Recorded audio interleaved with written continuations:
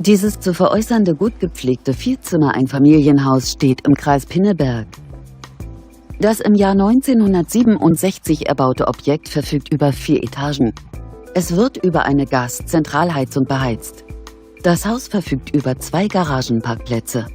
Es hat 3 Schlafzimmer, ein Badezimmer, eine Gästetoilette und einen Keller. Die Ausstattung entspricht einem gehobenen Standard.